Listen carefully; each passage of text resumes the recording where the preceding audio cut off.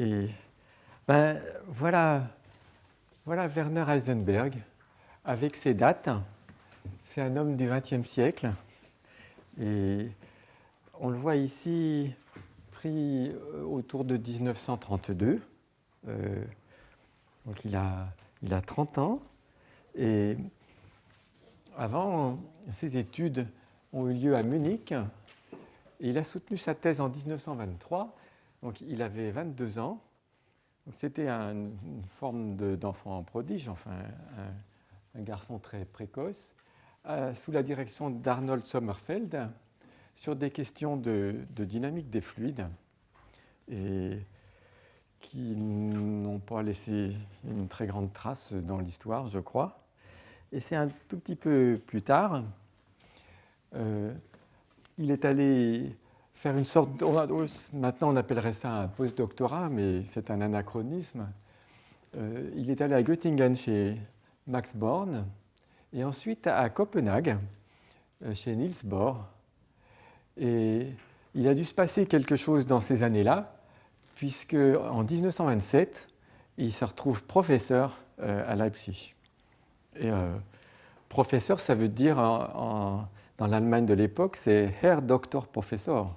C'est-à-dire que c'est le niveau le plus élevé. Donc déjà, à 26 ans, c'est déjà un savant reconnu. Et pourquoi ? Parce qu'avec Max Born et Pascual Jordan, en 1925, il publie un article sur les fondements de la mécanique quantique avec un point de vue qui est nouveau, un point de vue un peu abstrait, assez algébrique. Et en 1927, il dégage le fameux principe d'incertitude. Il paraît que le terme de principe d'incertitude est mal adapté, mais nous allons en entendre parler, peut-être par Francis, un chouïa. Et voilà, ce sont ces découvertes-là qui lui ont permis d'avoir cette belle carrière extrêmement rapide. Et puis, ce que j'ai oublié, alors attends, à moins que... Ah, mais là j'ai peut-être un souci j'ai un souci de cadrage. Bon. C'est qu'en 1932, eh bien, ces travaux lui valent le prix Nobel de physique. Ensuite, qu'est-ce qui va se passer ? Attendez, il manque un bout quand même, je pense. Non, c'est tout. Pendant la Deuxième Guerre mondiale, eh bien, ce savant extrêmement reconnu devient directeur de quelque chose qui s'appelle l'Institut de physique du Kaiser Wilhelm Institut, qui est en quelque sorte le CNRS de l'Allemagne de l'époque. Et donc c'est déjà quelqu'un qui a un prestige tout à fait considérable, et il est directeur du programme nucléaire allemand. Donc vous imaginez qu'à cette époque de l'histoire, c'était pas rien. C'est-à-dire que c'est quelqu'un qui a occupé une responsabilité importante à une époque où ça avait un poids qui, d'une certaine façon, pouvait le dépasser même. Et en juillet 1945, les Alliés libèrent la France puis l'Allemagne, et les Alliés capturent 10 savants allemands dont ils considèrent que ces gens-là ont pu jouer un rôle important dans le soutien de la science à l'effort de guerre allemand. Et ils les enferment, enfin, ils les assignent à résidence dans un bâtiment un peu isolé en Angleterre, à Farm Hall, dans le but de les observer. C'est-à-dire qu'ils les écoutent. Hein, il y a des écoutes téléphoniques dans le bâtiment pendant 6 mois pour essayer de savoir qu'est-ce qu'ils savent. Hein, et si leur connaissance, j'imagine, pourrait être utile pour la science des Alliés, la science anglaises, françaises et américaines surtout.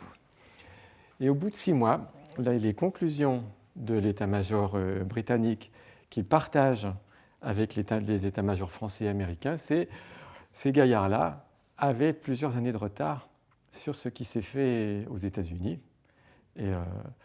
Et en fait, ils ne sont pas compétitifs. Et donc, on les relâche, tout simplement. Donc, cette fine équipe, il y avait quand même 3 prix Nobel, enfin, c'était... Et dont Heisenberg, qui clairement avait une autorité sur ses compatriotes, déjà, enfin, à cette époque-là.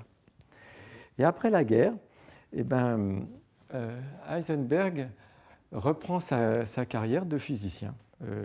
Il se remet à la recherche scientifique et puis il accumule des responsabilités importantes. Le Deutsche Forschungsrat, c'est quelque chose qui n'a existé que pendant 2 ans, qui a ensuite été fusionné dans la Deutsche Forschungsgemeinschaft, la DFG, que nous connaissons encore actuellement, qui est une association qui contribue au financement de la recherche scientifique dans les universités. Et puis, en 1951, eh bien,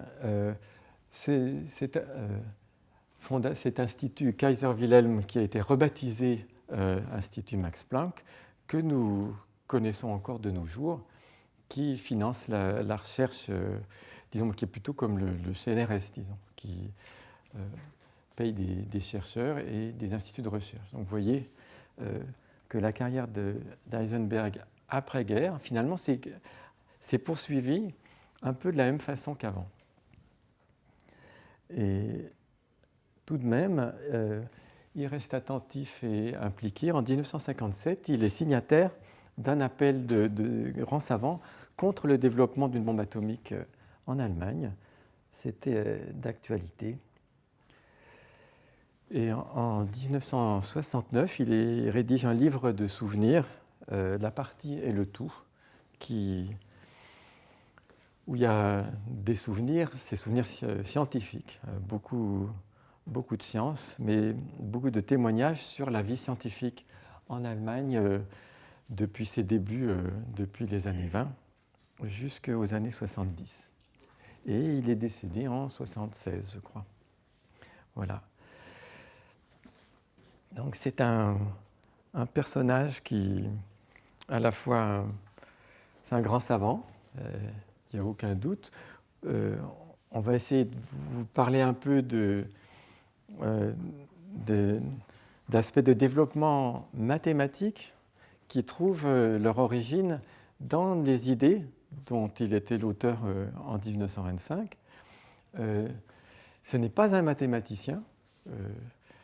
En fait, dans la bande des 3, le plus matheux, c'était Pascual Jordan, qui, lui, savait ce que c'était qu'une matrice, ce qui n'était pas tout à fait le cas, je crois, de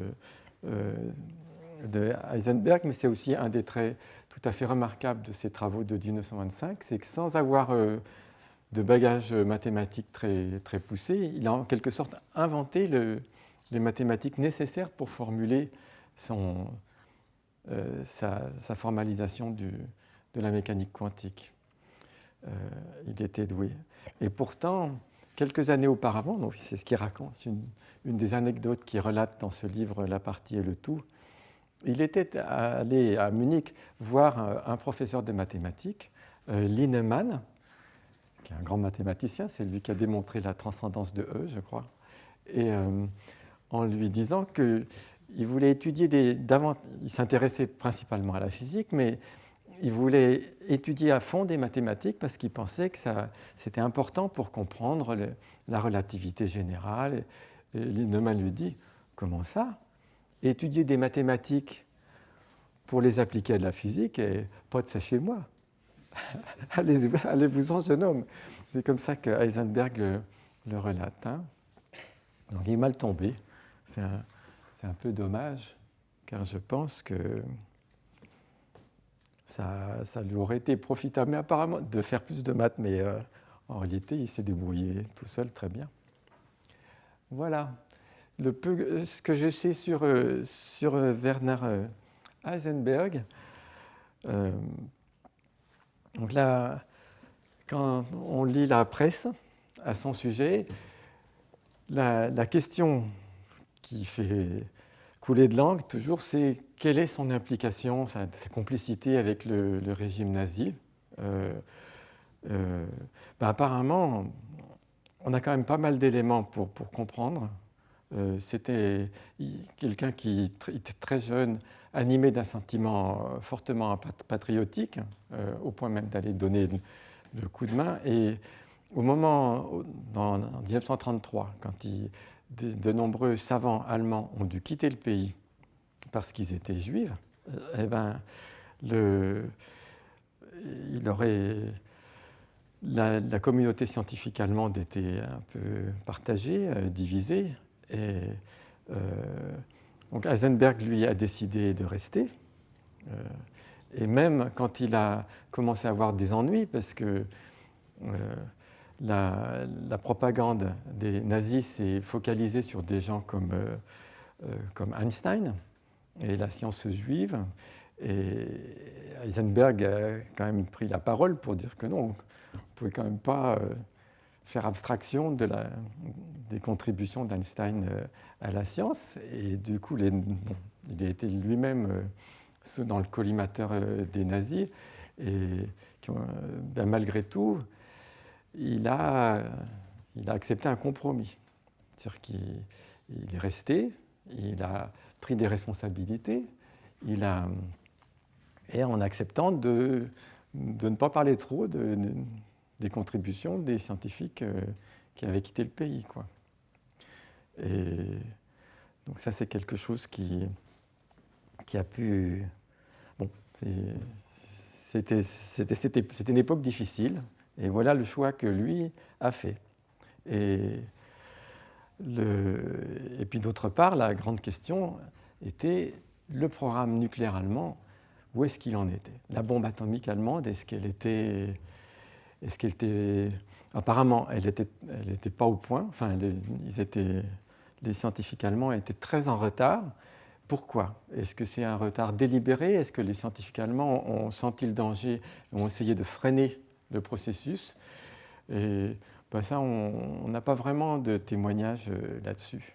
En tout cas, ce qui est certain, c'est que des gens comme Heisenberg ne voyaient pas la bombe atomique comme une application qui viendrait rapidement de leurs travaux, au moment où ils les conduisaient jusqu'en 1945. Pour eux, c'était plutôt de la science fondamentale et éventuellement des applications civiles qu'ils avaient à l'esprit. Et d'ailleurs,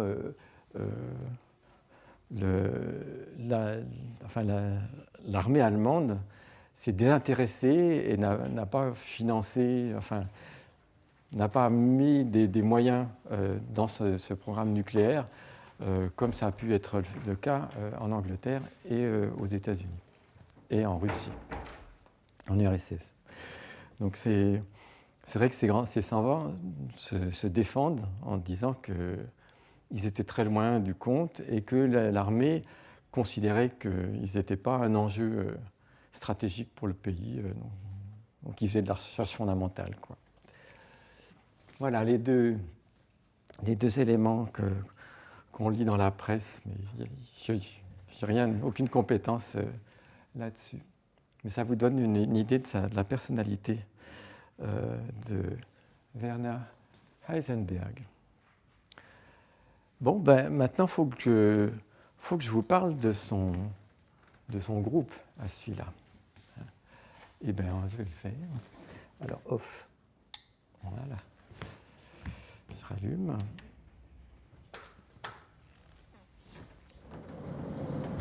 Alors, de nos jours, on appelle le groupe d'Heisenberg le groupe l'ensemble des matrices 3,3 à coefficient réel. Merci. Qui sont triangulaires supérieurs avec des 1 sur la diagonale.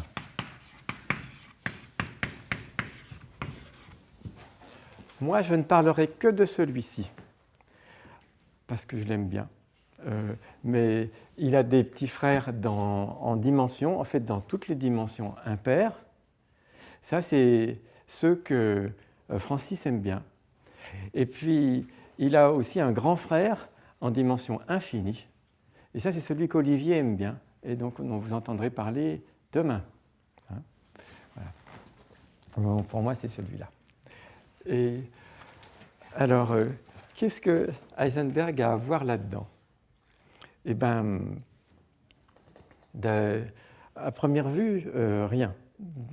Donc, il faut aller un peu en amont.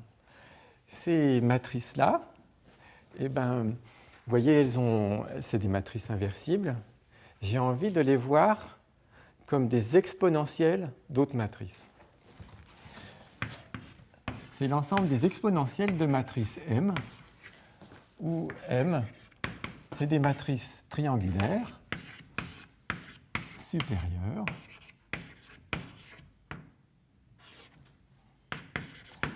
mais maintenant avec des zéros sur la diagonale.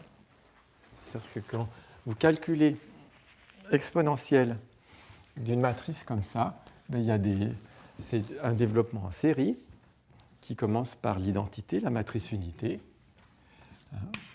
Exponentielle m, c'est la matrice unité plus m plus 1 sur factoriel 2 m2, etc. Puis il se trouve que ces matrices-là, elles sont nilpotentes. C'est-à-dire que quand vous élevez m au carré, ça tue, il n'y a plus rien, ça annule les deux coefficients là sur la deuxième diagonale. Et quand vous l'élevez au cube, eh ben il y a des zéros aussi là-haut, et donc on trouve 0. Hein, donc je remarque cet ensemble de matrices-là,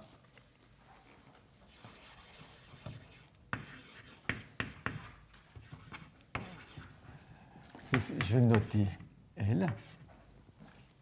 Donc si M appartient à L, M cube vaut 0.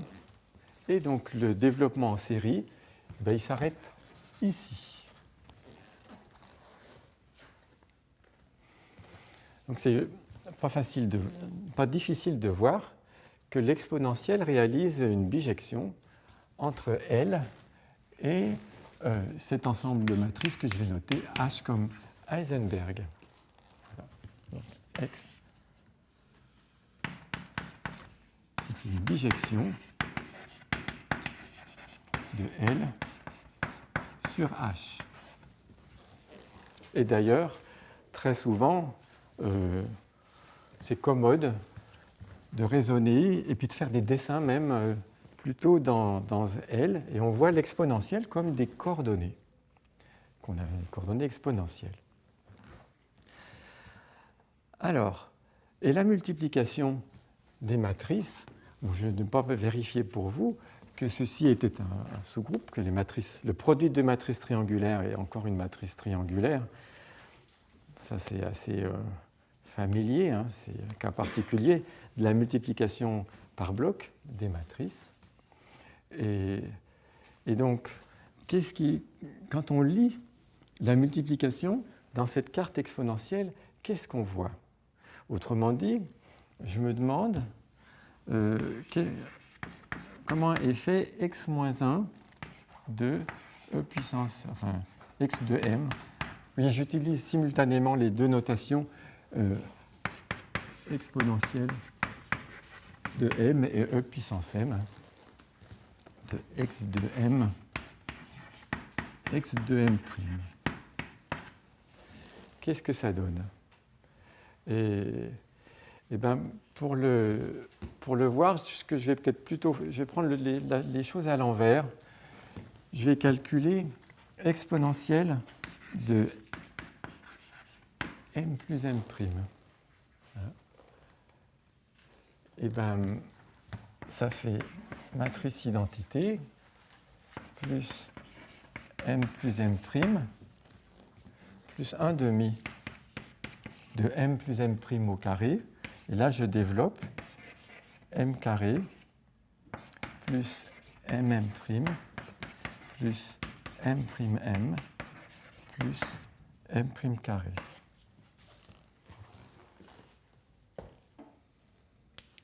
Ben, ça ressemble.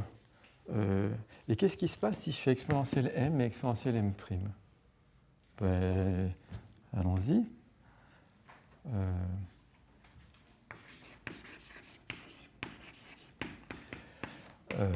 I plus m plus 1 demi de m carré, I plus m plus 1 m' plus 1 demi de m' carré.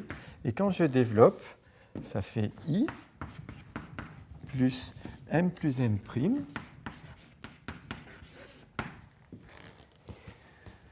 Puis ensuite, il y a un demi de m carré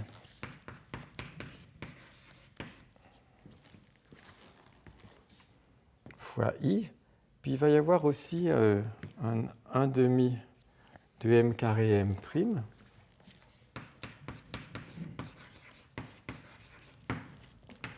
Plus un demi de m carré plus un quart de m carré m' carré. Donc quand on multiplie ces matrices triangulaires supérieures,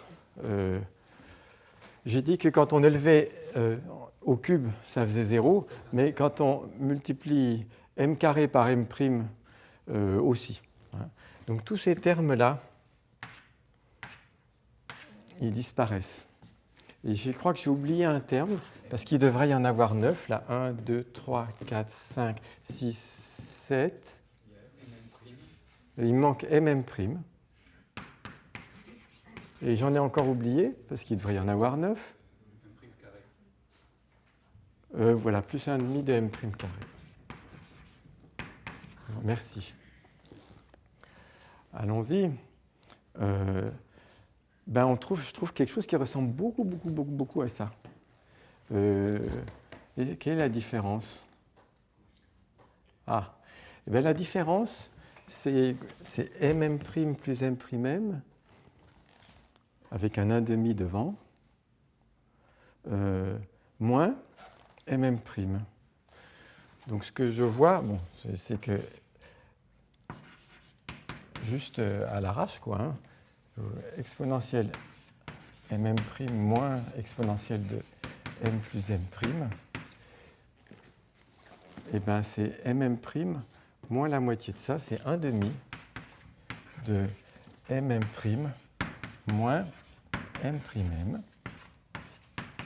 Et je vais noter ce commutateur, je note crochet mm'.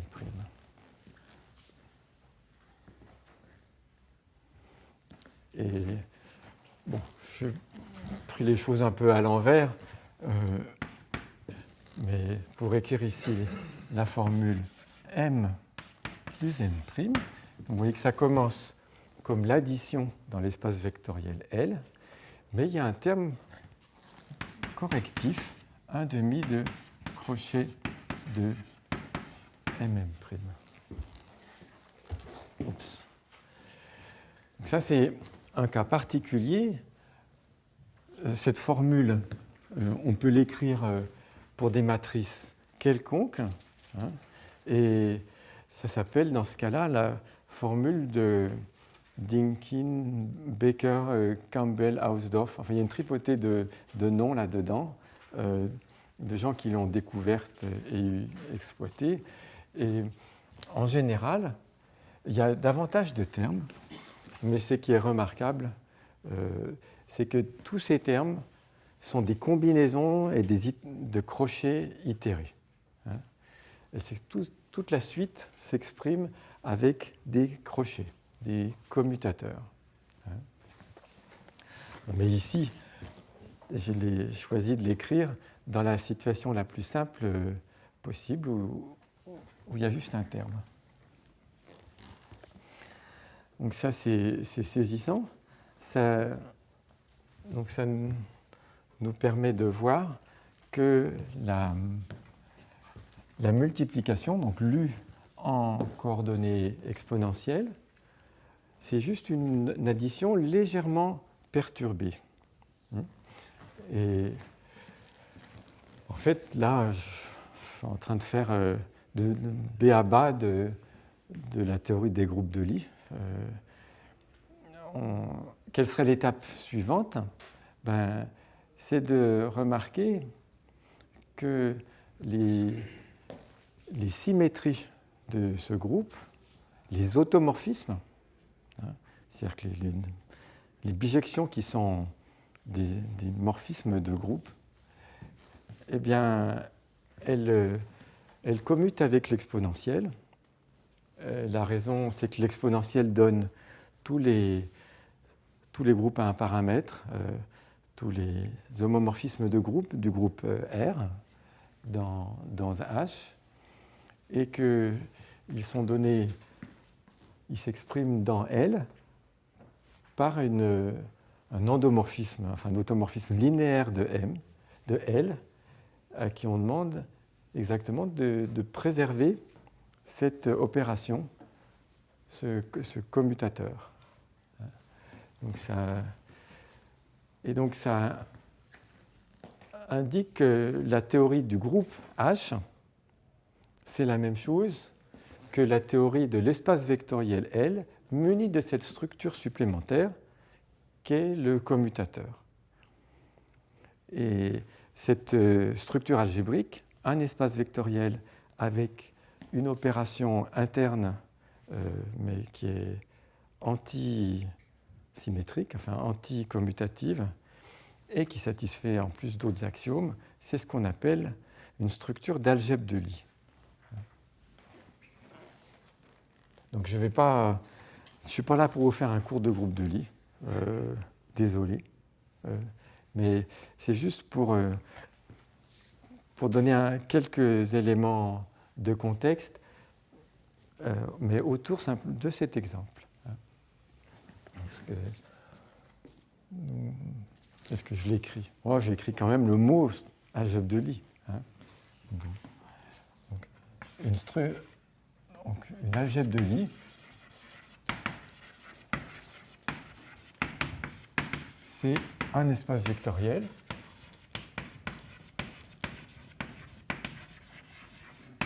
plus une multiplication, enfin une opération bilinéaire antisymétrique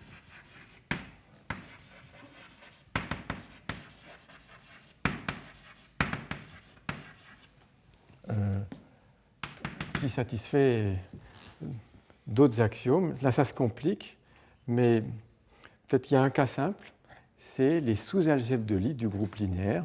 Et c'est exactement le cas que nous avons rencontré ici. Exemple. On prend les matrices carrées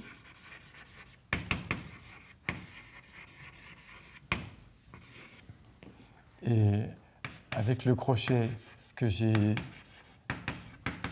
donné par le commutateur, c'est une algèbre de Lie.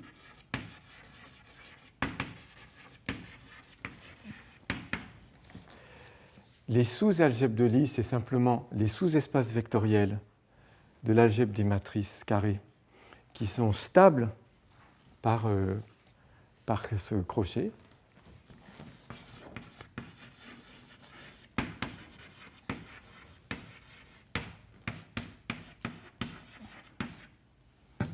De M.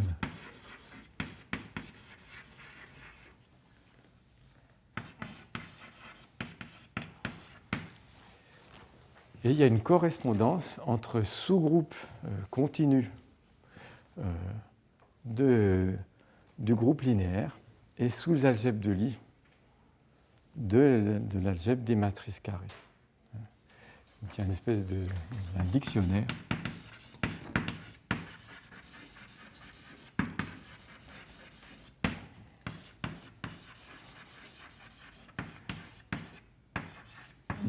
groupe connexe du groupe linéaire et sous algèbre de Lie de M.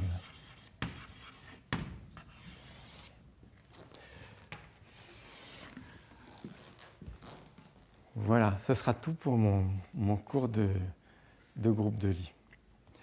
Et ici, on en voit juste un exemple et on s'en tiendra là. Alors, c'est peut-être le moment de faire rentrer mon complice, qui est le sujet, un des sujets posés au concours d'entrée à Polytechnique, il me semble, en 2014, que peut-être certains d'entre vous ont dû voir, non? Vous êtes quand même des... Pardon? Je l'ai donné à mes élèves cette année. Eh bien, c'est une très bonne idée. Je vous félicite. Il y avait juste 2 erreurs. Dans le sujet? Oui, il y avait contrôlé sans accent circonflexe et il y avait dépendant avec un S. Autrement, il y avait 0 erreur et c'est un très beau sujet. Bon, ben, très bien. Je signalerai à l'auteur qu'il a laissé 2 coquilles. Mais, très bien. Mais des 2 coquilles sans conséquence. Hein? Bon. Voilà. Eh bien, dans ce sujet, ce groupe était à l'honneur. Et tout le début, c'était des considérations algébriques qui tournaient autour de ce que j'ai essayé de vous raconter là et que je n'ai pas relaté dans mon texte parce que j'ai voulu sauter tout de suite dans des considérations plus géométriques. Voilà. Donc dans la version écrite, vous ne trouverez pas tellement ça. En revanche, c'est dans le sujet. Et donc ce qui était démontré, ben, c'est des choses que je n'ai pas dites ou sur lesquelles je viens de passer très très rapidement. En particulier, le fait que l'addition et le crochet dans L, on peut les récupérer par passage à la limite à partir de la multiplication dans H. Ce qui rend vraiment sensible le fait que, en particulier les automorphismes du groupe H, vont donner des applications de L dans L qui vont être linéaires et qui préservent le crochet. Voilà, donc je ne traite pas cet aspect-là. C'est un parti pris pour moi aujourd'hui. Alors, Heisenberg dans tout ça, on ne l'a pas encore vu. Surtout que je vous ai dit que Heisenberg ne savait pas ce que c'était qu'une matrice. Hein? Ben, on n'y est pas encore, mais presque. Parce que ça vaudrait peut-être le coup de faire le calcul, là. C'est quoi le crochet de 2 matrices? Alors allons-y, multiplions des matrices.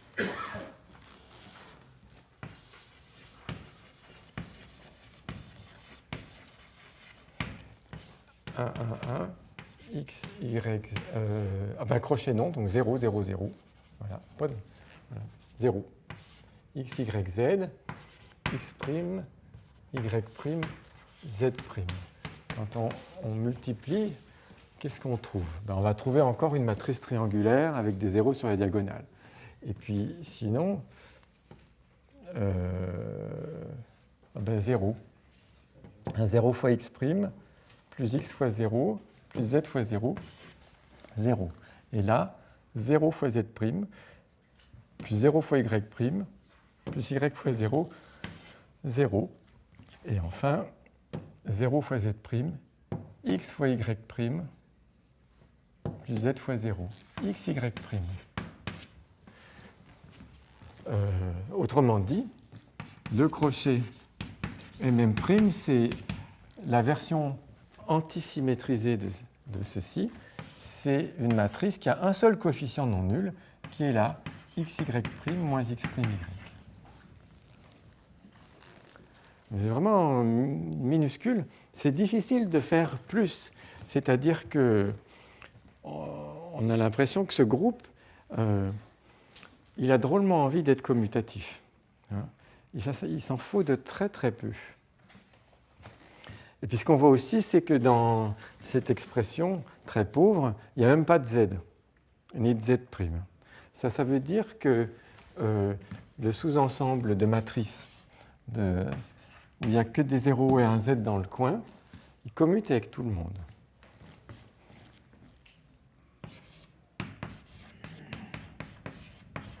On appelle ça le centre de L.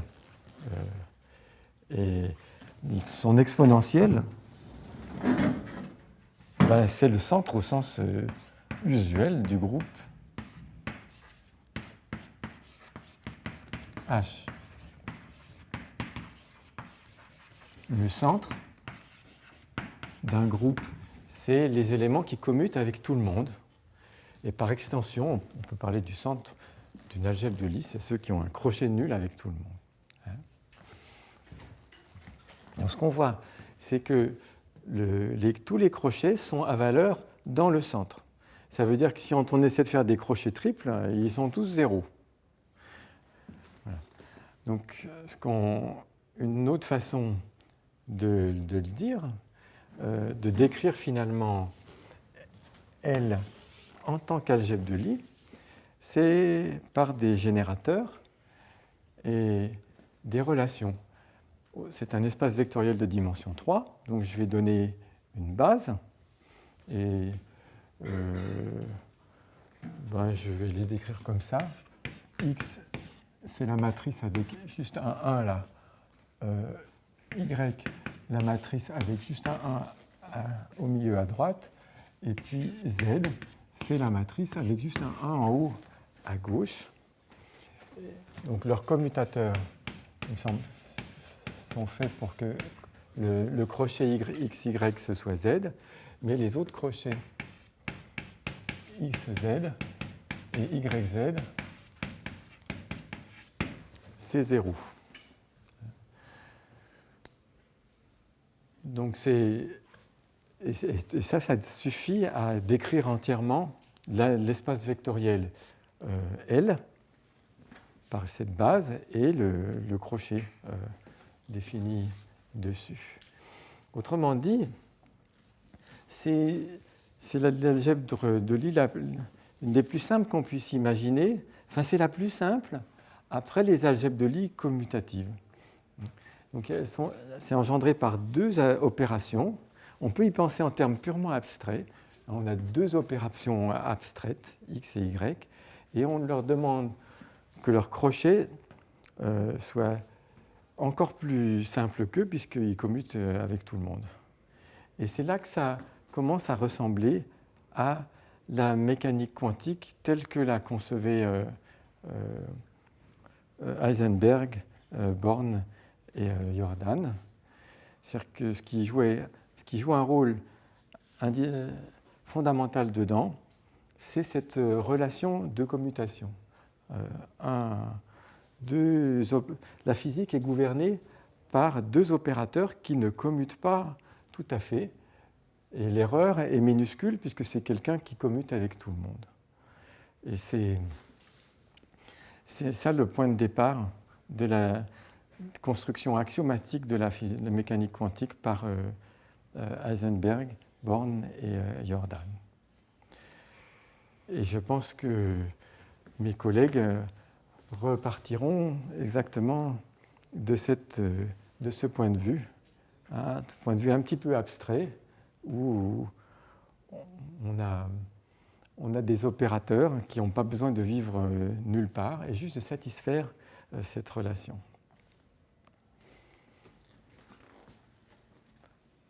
Ben voilà. Et désormais, vous m'entendrez plus mentionner le mot Heisenberg que dans l'expression groupe d'Heisenberg, parce que ce que je vais vous présenter n'a plus de lien direct avec la mécanique quantique. Je laisse ça à Francis et à Olivier. Et moi, je vais plonger dans l'intimité du groupe d'Heisenberg et de sa géométrie. Et nous verrons à la fin juste avant qu'on me coupe le sifflet, que cette géométrie, elle est liée à des tas d'autres mathématiques. Et donc, disons que mon intérêt pour le groupe d'Heisenberg, il est extérieur. Hein. Il vient d'autres questions que de la mécanique quantique. Alors, je vais m'appuyer sur le sujet X 2014, là. Donc, la troisième partie du sujet X 2014, ça introduisait une notion bizarre, celle des chemins de Carnot.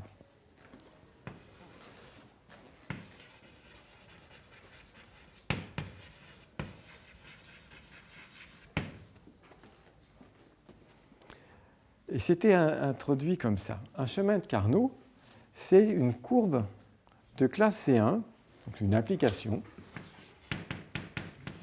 d'un intervalle dans cet ensemble de matrices de classe C1. Ce qui veut simplement dire que maintenant x, y, z sont des fonctions de classe C1 de t, et qui est telle que quand on fait gamma de t moins 1, gamma prime de t c'est le vecteur vitesse, la dérivée par rapport au temps, eh bien, on trouve une matrice d'une forme particulière.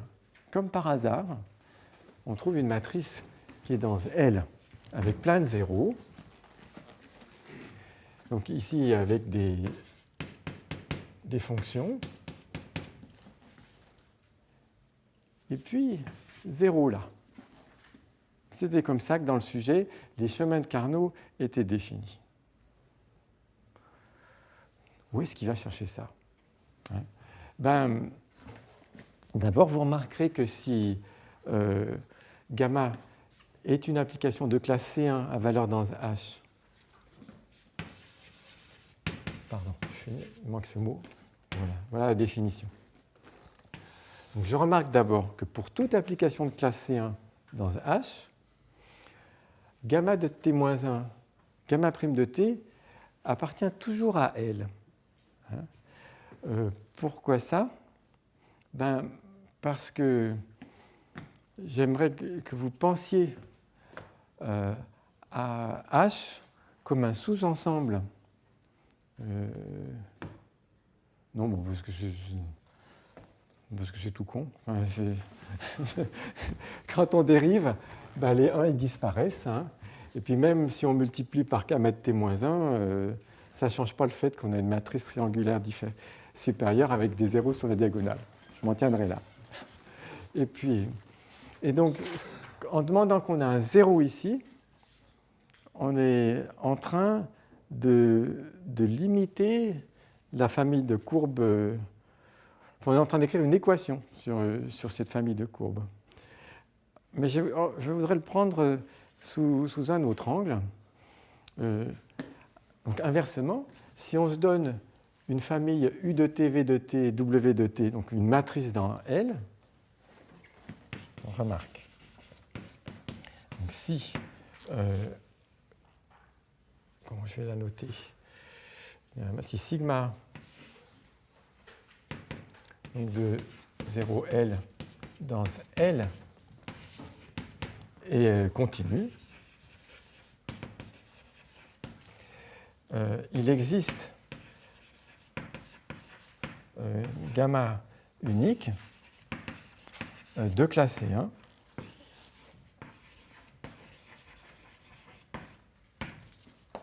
tel que sigma, je vais le noter symboliquement, c'est gamma moins 1, gamma prime. C'est-à-dire que cette équation différentielle, gamma prime égale gamma sigma, on peut la résoudre. C'est par le théorème de Cauchy-Lipschitz, et ça donne quelque chose qui est C1. Donc on peut voir toute courbe de classe C1 est obtenue en intégrant, de cette façon un peu non linéaire, une courbe de classe C0 à valeur dans L. Et moi, j'ai envie de prendre ça sous l'angle de la commande. C'est-à-dire que je vois les fonctions u, v, et puis ici je mets une troisième fonction w, comme une sorte de commande. Hein. Je vois gamma de t, c'est un point que je veux faire évoluer dans le groupe d'Heisenberg. Et pour ça, à chaque instant, je prescris sa vitesse, mais je la prescris par ces fonctions u, v, w.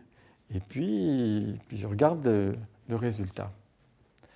Pourquoi prendre ce point de vue de la commande? C'est là que ça vaut le coup de faire le parallèle avec un problème plus concret et plus familier, qui est celui de piloter une voiture. Hein? Quand vous êtes au volant de votre voiture sur un parking assez vaste et libre d'obstacles, vous avez la sensation d'avoir combien de degrés de liberté à votre disposition? La voiture, elle peut aller un peu n'importe où. Donc on a 2 degrés de liberté. Disons la position du centre de gravité de la voiture. Hein, il y a 2 coordonnées. Bon, puisqu'une fois que j'ai mis le centre de gravité là, elle peut avoir différentes orientations. Hein. Elle peut se tourner vers le nord, l'est, l'ouest. Et donc ça donne un 3e degré de liberté. Une voiture dans un parking, c'est 3 degrés de liberté. Sauf que quand vous pilotez la voiture, vous avez accès à quel type de commande? Vous avez le volant qui vous permet de choisir l'orientation des roues. Hein, et puis, vous avez la pédale d'accélérateur qui vous permet d'ajuster la vitesse de rotation des roues. Donc vous avez 2 commandes à votre disposition. Et ces 2 commandes, orientation des roues et vitesse des roues, ça détermine un vecteur vitesse qui va donner la vitesse de la bagnole, quoi. Donc vous allez piloter, vous évoluez finalement dans un espace de dimension 3 degrés de liberté, et en jouant sur 2 commandes seulement. Alors cet espace des positions de la voiture, on peut le voir d'ailleurs comme un groupe. C'est le groupe des déplacements du plan. Hein, une position, une orientation, ça détermine une unique isométrie affine du plan. Aller de là, une position de la voiture, à une autre position de la voiture, ça détermine un unique déplacement du plan. Donc on peut aussi voir l'ensemble des positions de la voiture sur le parking comme un groupe. Et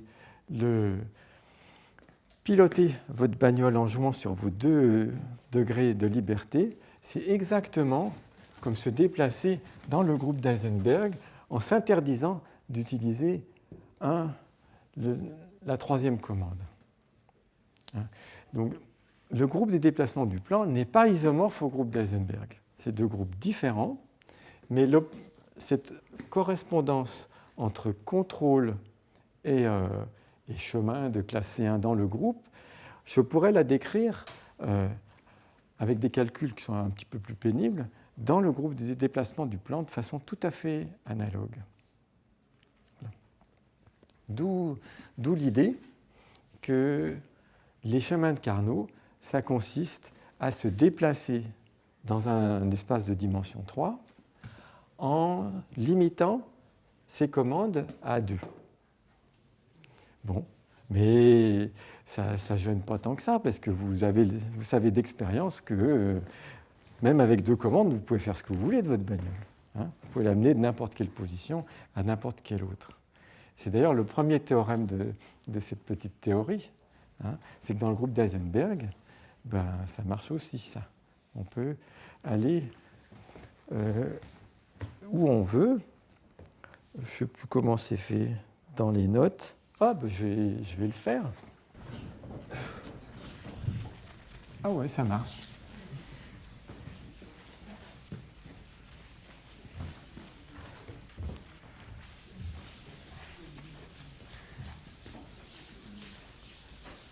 Est-ce que dans les classes prépa, on utilise des tampons?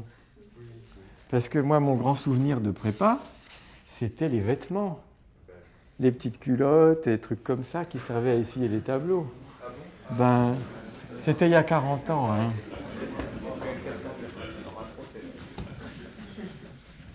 Le tampon a été inventé depuis.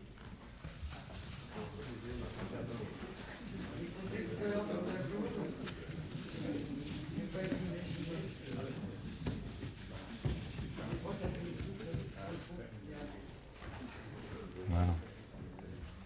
Alors,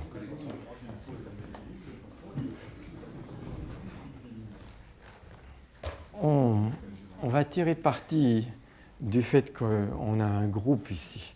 Ce groupe, il vient avec un homomorphisme dans le groupe R2. C'est celui qui envoie la matrice XYZ sur XY.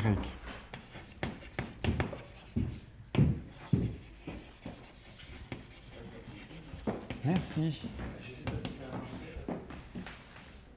Je vais chercher un truc.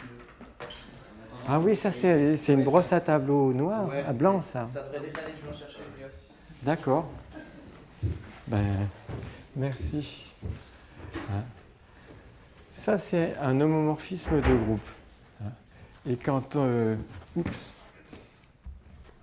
et quand on fait...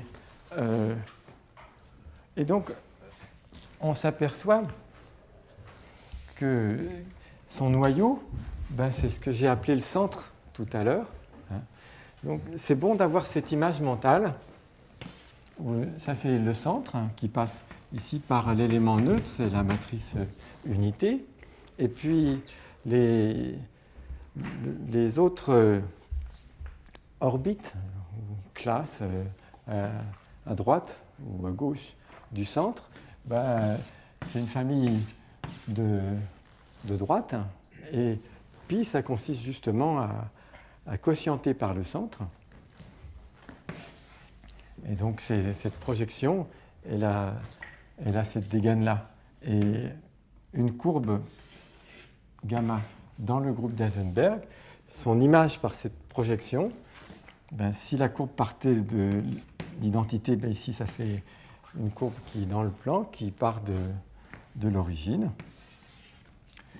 Et le dessin à avoir en tête, c'est que si on exige ici que la dérivée est ici une troisième commande W qui est nulle, ben, ça veut dire que cette courbe, enfin la courbe dans le groupe d'Heisenberg, elle n'a jamais le droit de monter dans la direction du centre. Hein. Vous vous souvenez que si on est au point I à la matrice unité, la direction ici de W, U et V égale 0, c'est la direction du centre. Donc là, les courbes gamma, elles n'ont pas le droit de voyager verticalement. Elles sont contraintes à voyager dans deux directions seulement qui forment en chaque point un petit plan. Et en chaque point, on voit un plan un peu différent. Et cette opération qui consiste à projeter un chemin de Carnot dans le plan R2 par cet homomorphisme de groupe, ben c'est une bijection. C'est-à-dire que, disons, c'est une bijection entre les chemins de Carnot qui partent de l'origine et les courbes C1 dans le plan qui partent de l'origine aussi. Je pense à I comme l'origine du groupe d'Heisenberg. Toute courbe C1, tout chemin de Carnot a une projection qui est une courbe C1, mais inversement, toute courbe C1 partant de l'origine dans le groupe d'Heisenberg a un unique relèvement qui est un chemin de Carnot. Alors, vous voyez, j'ai dessiné ici un petit plan en chaque point. Ça vaut la peine de le voir, ce champ de plan. Je vais vous montrer une image de ça. Il faut que je remette le... Donc, imaginez que la matrice unité, elle est là. Hein, et ben, vous voyez que ce champ... ici, il y a une famille de droites qui ont été tracées. Je pense que ce sont les droites où on fait varier x, mais à y et z constants, par exemple. Est-ce que c'est vraiment ça? Oui. Et puis, le long de chacune de ces droites, on voit que ce champ de plan, eh bien, il bascule. Vous voyez, il tourne. Et ça, c'est saisissant. Ça veut dire que si on essaie de faire passer une surface pour qu'elle soit partout tangente à ce champ de plan, on va avoir de la peine. Et c'est mieux pour nous, ça. Parce que si c'était le cas, ça voudrait dire qu'en pilotant notre chemin de Carnot, en le commandant avec nos deux commandes U et V, on serait assujetti à rester dans une surface. Il n'y aurait pas grand-chose à dire comme géométrie. Mais non, ce n'est pas du tout comme ça que ça se passe. Ça se passe exactement comme vous, au volant de votre voiture. Vous pouvez aller n'importe où. Et on peut aller dans le groupe d'Heisenberg n'importe où, d'un point à un autre. Et ça se traduit par le fait qu'il n'y a pas de surface tangente à ce champ de plan. Et c'est la conséquence du fait que ça tourne. Patrick Massot, ce jeune homme, a été professeur ici dans cette école jusqu'à il y a 2 ans. Et il est maintenant prof à Paris Sud. Et il a eu la gentillesse de me passer ses dessins. Ça, c'est une autre vue du même champ de plan, mais qui est plus symétrique. Celle-là, elle est vraiment en coordonnées exponentielles. Et elle a le mérite qu'on voit une symétrie de révolution autour d'un axe qui partirait ici perpendiculairement à ce plan. Donc là, on voit le long des droites qui émanent d'un point, on voit le champ de plan qui tourne. Et tout ça avec une symétrie de révolution, ce qui est quelque chose sur lequel j'ai sauté tout à l'heure, mais parmi les automorphismes du groupe d'Heisenberg, eh bien, il y a un groupe comme ça, un paramètre de rotation autour du centre. Alors, off.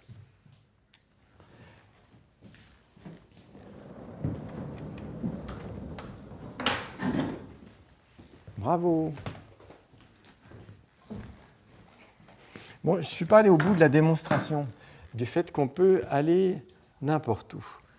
Alors, imagine, voilà, je me donne un point H ici, dans le groupe d'Heisenberg. Comment est-ce que je fais pour monter si haut? Eh bien, d'abord, H, il a une projection qui est un point du plan. Donc, la première chose à faire, c'est d'aller dans le plan de l'origine jusqu'à pi de H. Par exemple, par un segment de droite.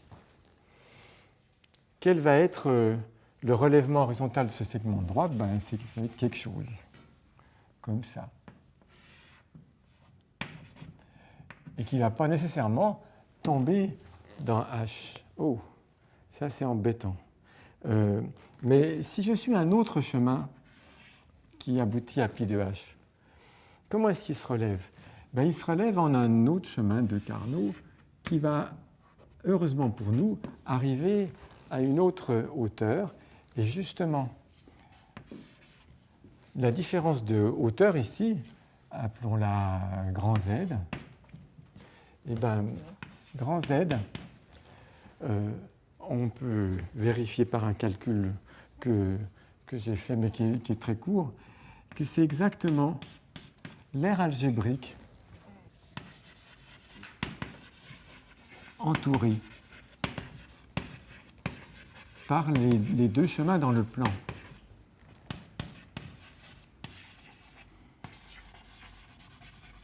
Si je les appelle ici sigma 1 et sigma 2, on part le chemin sigma 2 moins 1, sigma 1 au signe près.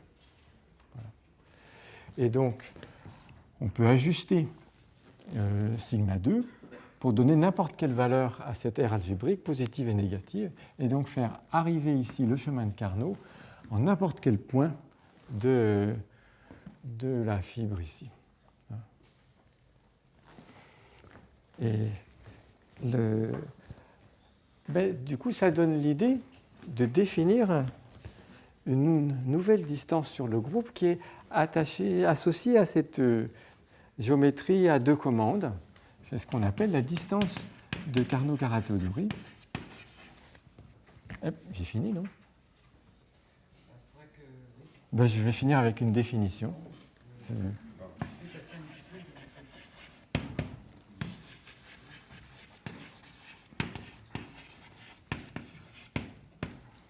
Par définition, si on se donne des points H et H' dans le groupe d'Heisenberg, la distance de Carnot-Caratodori entre H et H', c'est la borne inférieure des longueurs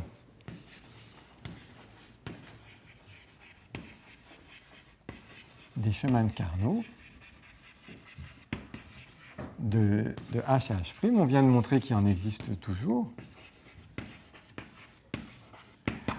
Sauf que je ne sais pas c'est quoi la longueur. C'est tout simplement la longueur de la projection.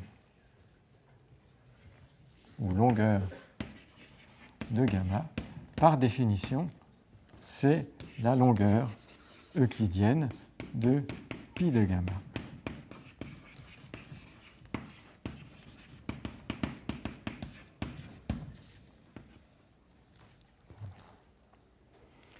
Et donc je maintiens le suspense entier parce que il y a des choses rigolotes à dire maintenant sur cette curieuse distance. Mais vous n'aurez pas ça avant manger. Ce sera pour tout à l'heure. On va en parler pendant le repas. Ouais. Si.